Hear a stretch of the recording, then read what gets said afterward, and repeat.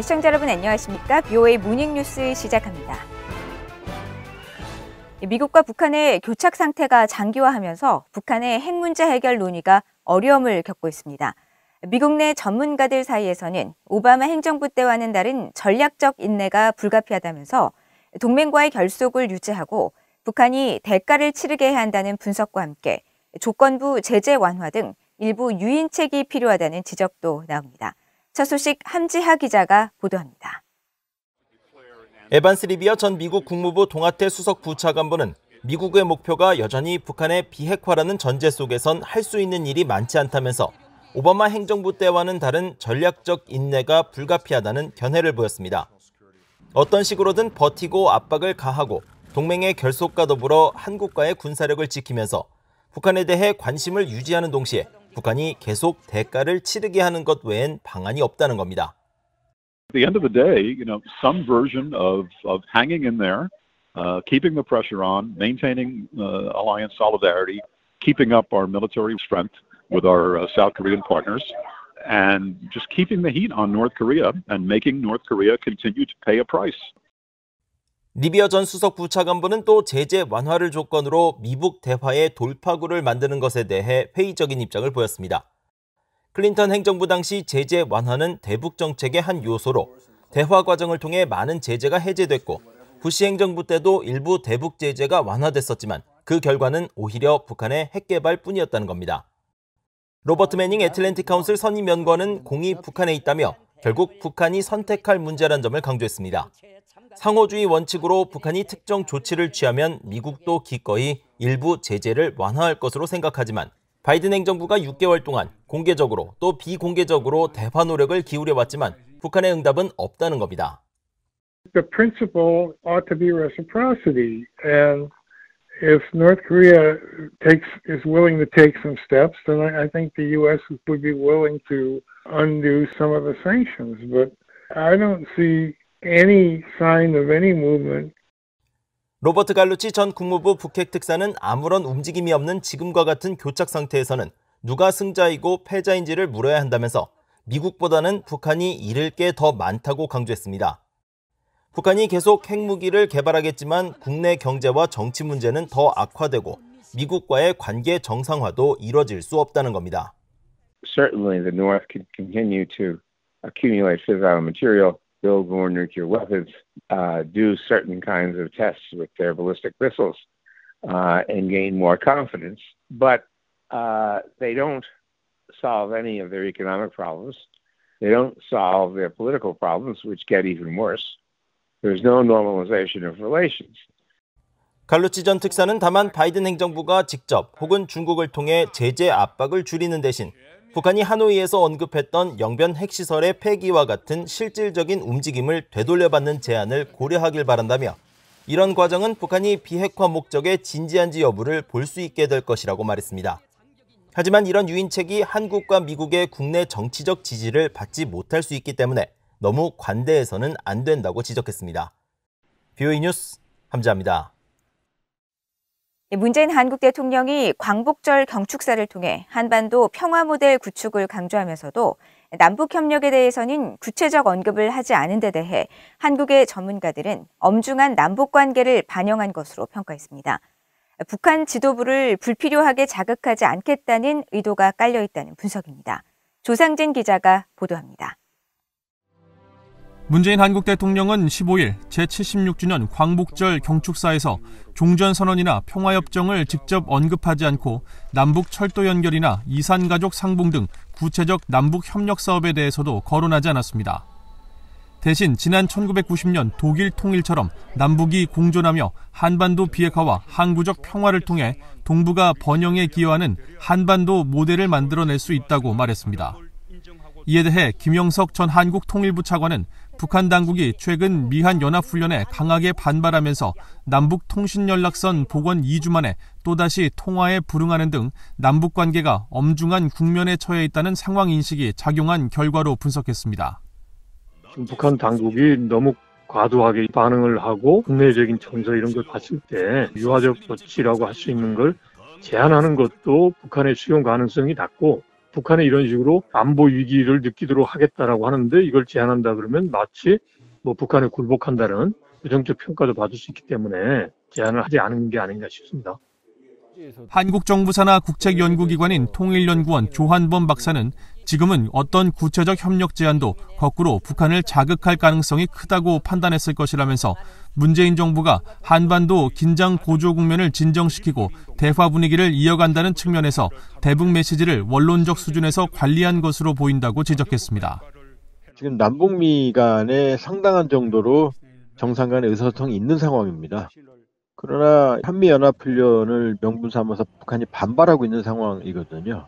따라서 지금은 상황을 지켜보고 진정 국면으로 진입하는 게 중요한 순간이고요. 이런 가운데 한국합동참모본부는 지난 10일에서 13일까지 치러진 사전 연습에 이어 본 훈련인 미한 연합지휘소 훈련이 16일부터 26일까지 9일간 일정으로 진행된다고 밝혔습니다.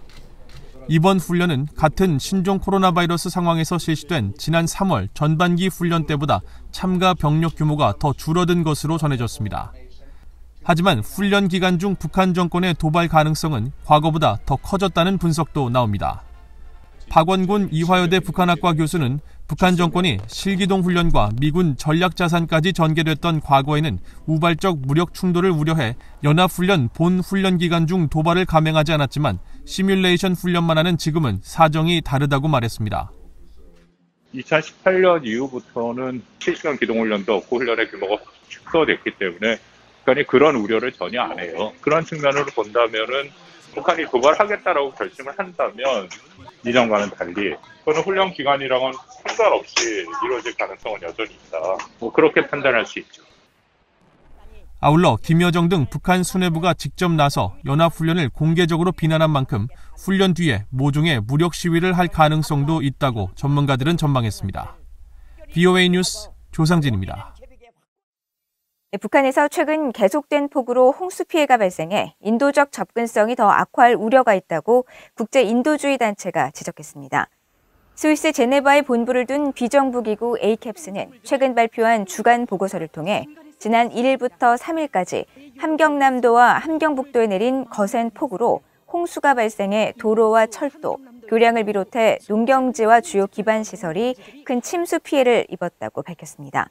그러면서 현재 북한 인민군이 피해 지역에서 대대적인 구호 활동에 나서고 있지만 신종 코로나 바이러스 방역 조치로 인한 봉쇄 때문에 대응이 어려울 것이라며 홍수 피해로 인한 북한 내 인도적 접근이 더욱 어려워질 가능성이 커졌다고 우려했습니다. 에이캡스는 앞서 지난 6월에 발표한 인도주의 심각도 지수에서 북한 내 인도주의 상황이 매우 위험하다며 심각도 높음 단계인 4단계로 지정하고 북한의 인도주의 상황이 전 세계에서 19번째로 심각하다고 평가한 바 있습니다. 북한이 쿠바에서 벌어지고 있는 반정부 시위를 놓고 미국을 겨냥한 비난을 연일 이어가고 있습니다. 산적한 내부 문제를 겪으면서 불안함을 느끼고 있는 북한 지도부가 주민들을 통제하는 동시에 미국을 압박하기 위한 움직임이라고 미국 내 전문가들은 분석했습니다.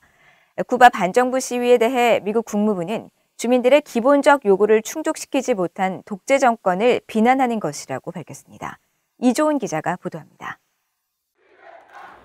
사회주의 국가 쿠바에서 신종 코로나 바이러스 사태 이후 더 심각해진 경제난으로 지친 국민들이 지난달 중순부터 자유를 외치며 동시다발적인 대규모 시위를 벌였습니다. 쿠바 당국의 강경 진압 속에 800여 명이 체포되고 500여 명이 아직 수감 중인 것으로 알려졌습니다. 북한의 리성건 외무상은 13일 쿠바 반정부 시위에 대해 미국의 배후 조종으로 발생한 것이며 사회주의 쿠바를 무너뜨리기 위하여 감행한 반혁명적인 행위라고 주장하는 등 쿠바 사태에 대한 미국 음모론을 잇따라 내놓고 있습니다. 데이빗 맥스웰 민주주의 수호재단 선임연구원은 김정은 정권은 쿠바 정부가 이번 사태로 무너질 경우 북한 정권에도 위협이 될 수 있기 때문에 책임을 미국에 돌리는 정보 환경을 만드는 것으로 분석했습니다. In the broader sense, this is, I think, a concerted effort for Kim Jong-un's political warfare strategy to control the information environment.